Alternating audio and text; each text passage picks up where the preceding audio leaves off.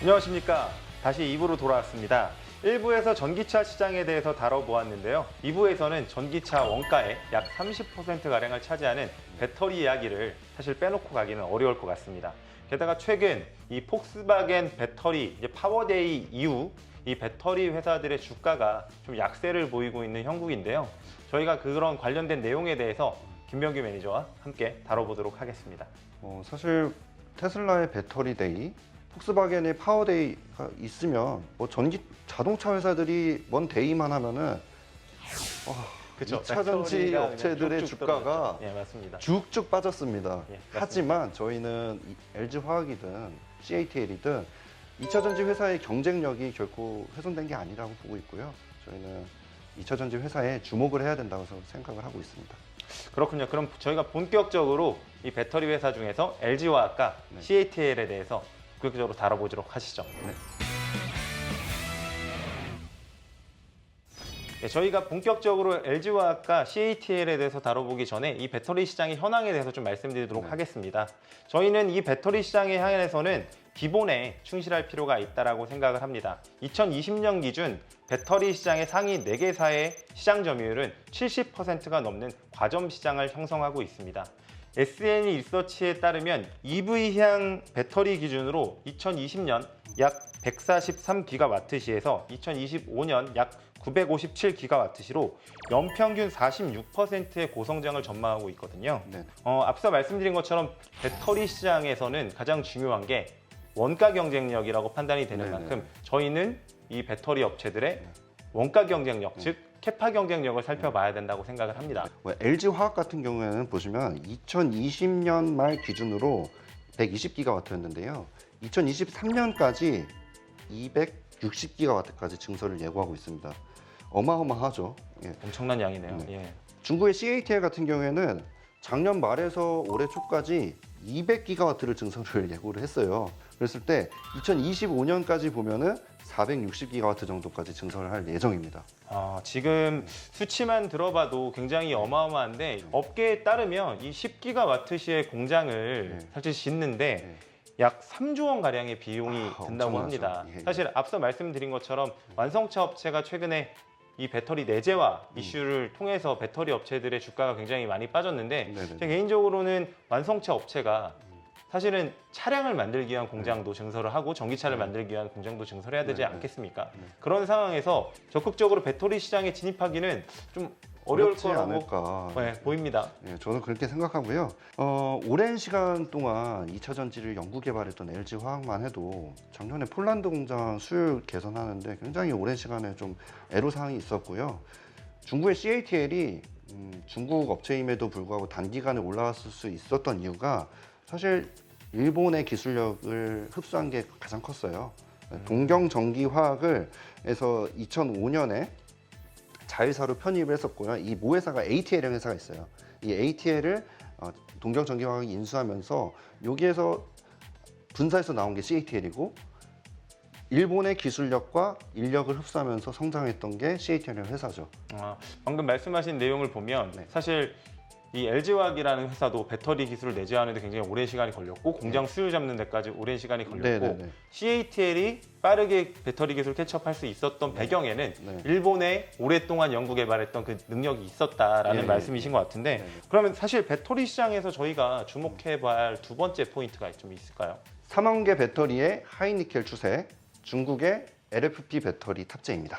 한번 설명해. 3원계라고 하면 사실 NCM 계열이라고 저희가 예, 부르지고 맞아요. 있지 않습니까? 예, 예. 최근에 테슬라 향으로는 NCM이라고 해서 다원계, 4원계 배터리가 들어간 네. 걸로 좀 알고 있는데 이제 뭐 한국 투자자분들이라고 하시면 이 3원계 배터리에 대해서는 좀 굉장히 해박하실 텐데 그렇죠. 조금 정리를 드리면 NCM의 N은 니켈, 그 다음에 C는 코발트, M은 망간이고요. 최근에 추가된 A는 알루미늄이라고 말씀을 드릴 수 있을 것 같습니다. 3원계는 일반적으로 이 좀 프리미엄 모델이나 롱레인지 모델에 채택되는 걸로 주로 알려져 있습니다. 네, 맞습니다. 예. 예, 한국의 배터리 업체들이 NCM 계열을 채택을 하고 있고요. 3원계 방식을 채택하고 있는데 작년까지만 해도 NCM 622 계열이 대세를 이뤘다면은 올해는 NCM 811 계열이 대세를 이룰 거라고 생각을 하고요. 앞에 숫자가 높을수록 출력량이 높다 이렇게 보시면 될 것 같아요. N 니켈이 많을수록 하이 퍼포먼스가 날 수 있는데 하이 니켈 추세가 이루어지고 있다라고 보시면 되겠습니다.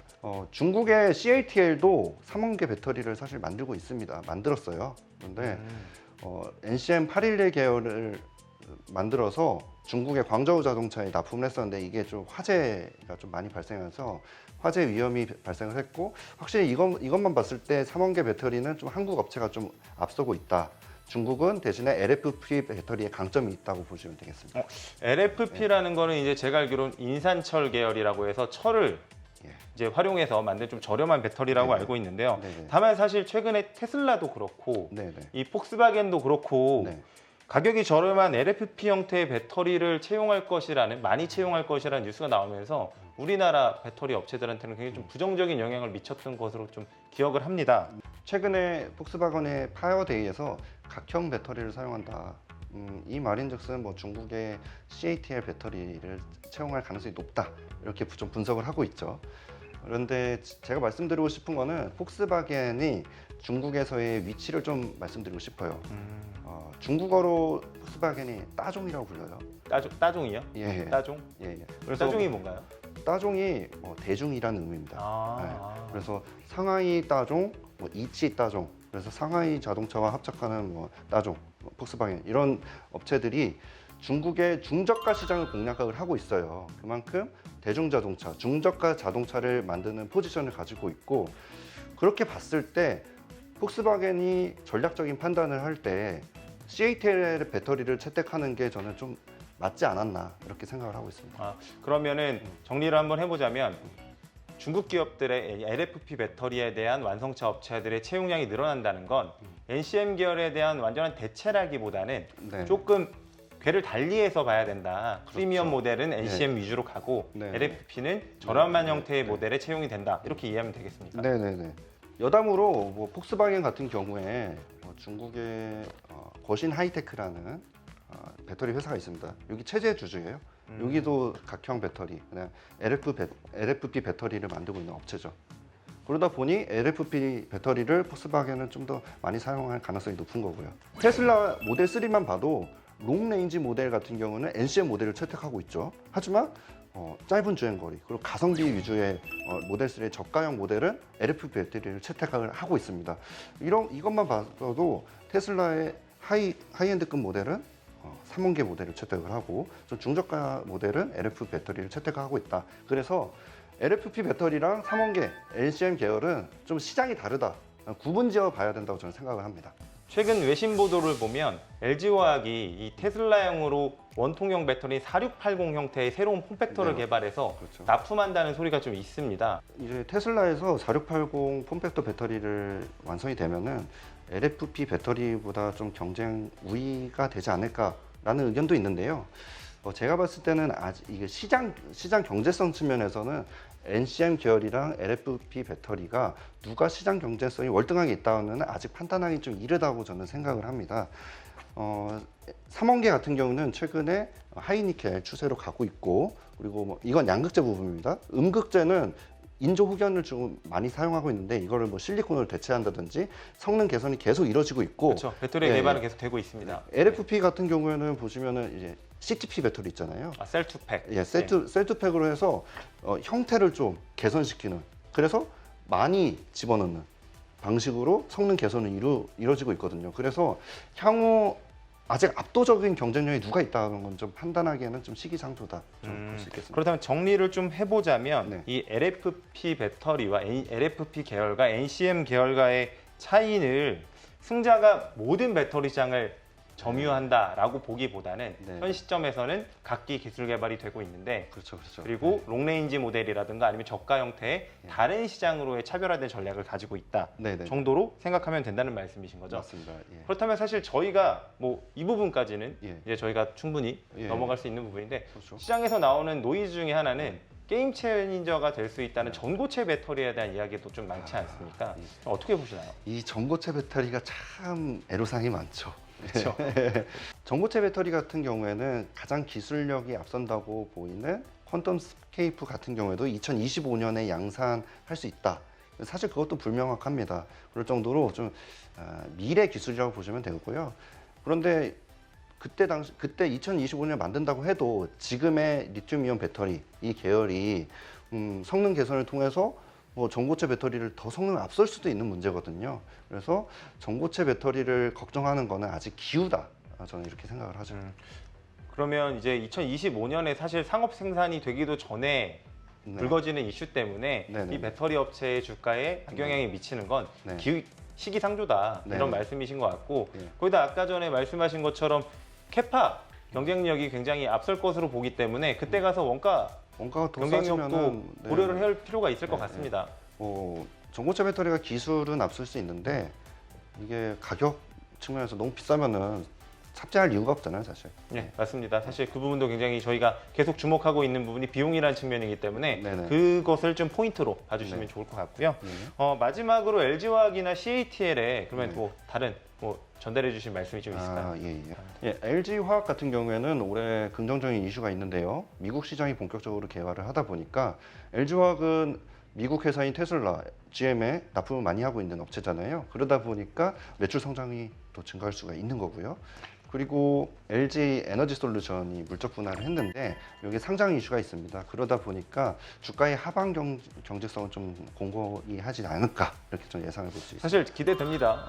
저희도 LG 에너지 솔루션이 네. 어디에 상장될지 여부도 그렇고 그렇죠. 언제 상장될지 여부도 네네. 궁금한데 기대됩니다. 네. 혹시 CATL 같은 경우에 제가 알기로는 직접 투자가 좀 불가한 것으로 알고 있습니다. 네네. 뭐 투자할 수 있는 대안 같은 것 좀 소개해 주시겠습니까? CATL 같은 경우에는 청해판에 상장돼 있다 보니까 이 청해판은 외국인 개인 투자자들이 직접 투자를 할 수가 없습니다. 그래서 CATL을 사고 싶어도 사실 못 사죠. 그래서 간접 투자 방식을 이용하셔야 되는데 좋은 대안으로는 글로벌 X 차이나 일렉트로닉 비클 ETF가 있는데요. 이 안에는 CATL뿐만 아니라 CATL의 서플라이 체인 기업들 그리고 다른 2차 전지 기업들까지 포함되어 있는 전기차에 특화된 ETF입니다. 다른 ETF는 뭐 코덱스, 심천, 차이넥스트 그리고 아리랑 심천 차이넥스 ETF라는 게 있습니다.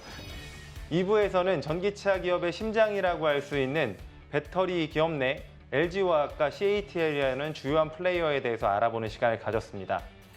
테슬라의 배터리데이, 폭스바겐의 파워데이와 같은 이벤트가 있을 때마다 주가가 굉장히 큰 변동성을 보여 심란하셨을 텐데요. 저희는 이럴 때마다 본질적인 기업의 경쟁력에 대해서 다시 한번 생각하는 기회를 가져보셨으면 좋을 것이라고 생각을 합니다. 다음번에도 좋은 컨텐츠로 찾아뵙도록 하겠습니다. 저희 댓글 이벤트 있잖아요. 맞습니다. 저희 종목의 발견 코너에서는 오늘 다뤄본 주요 종목들에 대해서 관심 있는 종목을 댓글로 남겨주시면 추첨을 통해 상품을 전달드리는 댓글 이벤트가 있는 만큼 많은 참여 부탁드리겠습니다.